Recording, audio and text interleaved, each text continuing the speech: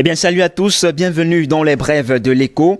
Des effets perceptibles de la pandémie du coronavirus sur le mode de vie de la population ont un impact négatif sur le niveau de vie de la population camerounaise, selon une récente évaluation de l'Institut national de la statistique, l'INS. Pour 74% des personnes, indique l'INS, la pandémie est la cause de la baisse ou du ralentissement de l'activité. Comme conséquence de la baisse de l'activité, 65% des personnes déclarent la baisse de salaire. Sur un autre plan, la pandémie a entraîné la dégradation du niveau de vie de 60% de personnes. Cette dégradation est plus accentuée chez les très pauvres avec 79%, au nord-ouest 78%, au sud-ouest 77% et à Douala 72%, souligne ainsi l'INS.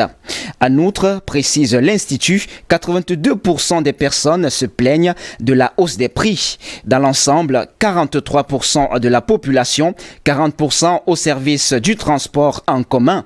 Pour faire face aux effets de la pandémie, indique l'INS, dans leur grande majorité, les entreprises ont dû recourir à la réduction des heures de travail, soit à 62%, à la mise au chômage technique de certains employés, soit à 44%, et à la réduction des salaires, soit à 44%.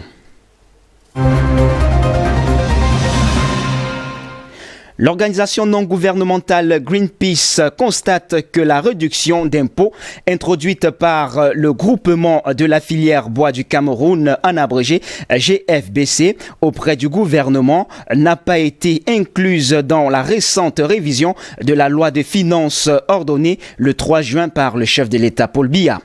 Dans un communiqué publié le 11 juin, Ranes Jovial Ndjedja, responsable de la campagne forêt de Greenpeace Afrique au Cameroun, déclare sur un ton jubilatoire ne pas céder au lobby des sociétés d'exploitation forestière, en particulier en ces temps de Covid-19, signifie plus de financement public disponible pour notre système de santé et nos infrastructures. Nous appelons le gouvernement à prendre appui sur cette crise pour se détourner stratégiquement du secteur de l'exploitation forestière et se tourner vers les secteurs vraiment durables tels que les énergies renouvelables et l'agriculture écologique. Nous nous attendons à ce que la loi de finances 2021, votée au Parlement en novembre, jette les bases d'une économie qui n'aggrave pas l'urgence climatique, ne menace pas la biodiversité ni notre santé, ajoute-t-elle. Pour rappel, à cause des chocs de la pandémie du Covid-19, le groupement demandait le report du paiement de la redevance forestière annuelle, une réduction de près de 50% des droits de douane sur le bois transformé, soit 5,6% au lieu de 10% prévu par la loi de finances 2020, et la réduction de la taxe d'abattage à 2,5% contre 4% comme prévu dans la loi de finances 2020. Si l'analyse montre que cette réduction n'a en effet pas été incluse dans la récente révision de la loi de finances, il reste que les sociétés forestières devraient bénéficier de la taxe à l'essieu, article 15, ligne 3 de l'ordonnance 2020, qui profite généralement aux propriétaires de véhicules.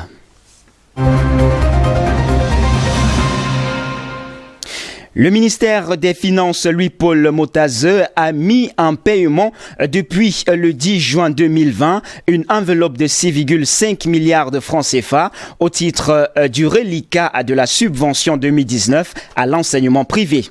L'information est révélée dans une correspondance officielle que ce membre du gouvernement vient d'adresser à ses collègues en charge des enseignements secondaires et de l'éducation de base. L'on se souvient qu'en 2019, 2019, une première enveloppe avait déjà été mise à la disposition de l'enseignement privé au titre de la subvention de l'État, dont 2,2 milliards de francs CFA pour les établissements relevant de l'enseignement secondaire.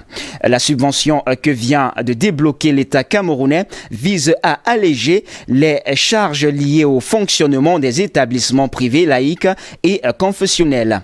Il s'agit d'une véritable bouffée d'oxygène pour ces promoteurs de l'éducation, surtout par ces temps de crise sanitaire ayant bouleversé le calendrier dans le secteur éducatif, avec pour corollaire le non-paiement de l'intégralité des frais de scolarité dans la majorité des écoles, lesquels frais constituent généralement leur principale source de revenus.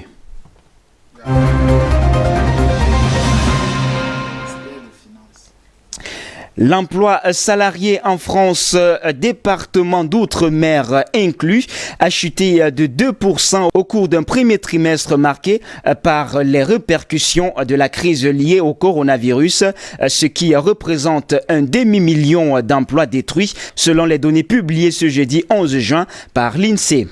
Sur la période janvier-mars, l'économie française a réduit 502 400 emplois nets, presque exclusivement dans le secteur privé, avec 497 400 destructions nettes d'emplois, soit moins 2,5%, la perte dans le secteur public étant limitée à 4 900 emplois, soit moins 0,1%. Cette chute au cours d'une période marquée par le début du confinement le 17 mars a principalement été alimentée par le plongeon de l'intérim, 318 100 emplois détruits, soit un effondrement de 40,4%. Cette baisse représente la plus importante depuis le début de cette série statistique en 1990. Par comparaison, lors de la crise économique 2008-2009, l'emploi intérimaire avait baissé de 13,9% au quatrième trimestre 2008, puis de 13% au premier trimestre 2009. Parlons en matière première. Le cours du gaz naturel grappille de 0,05% à 1,781 $ de pied cube après la publication d'une évolution des stocks hebdomadaires de gaz naturel aux États-Unis en ligne avec les estimations.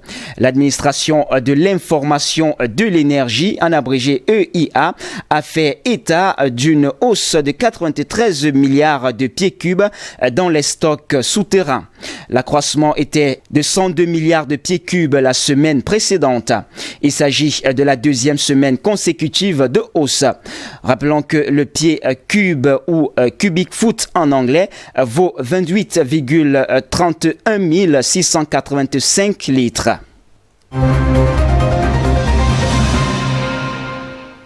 Et puis pour finir, l'OCDE prévoit une récession mondiale de 6% pour 2020 si la pandémie du coronavirus reste sous contrôle et de 7,6% en cas de deuxième vague dans ses perspectives économiques publiées ce 10 juin.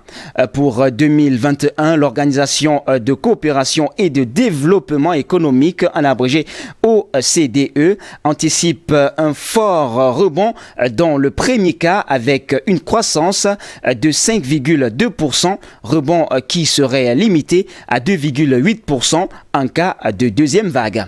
Eh bien, c'est tout pour les brefs de l'écho de ce jour, mesdames, mesdemoiselles et messieurs. Tout en vous souhaitant par anticipation un très bon week-end, restez en poursuite de nos programmes. Les informations se poursuivent naturellement.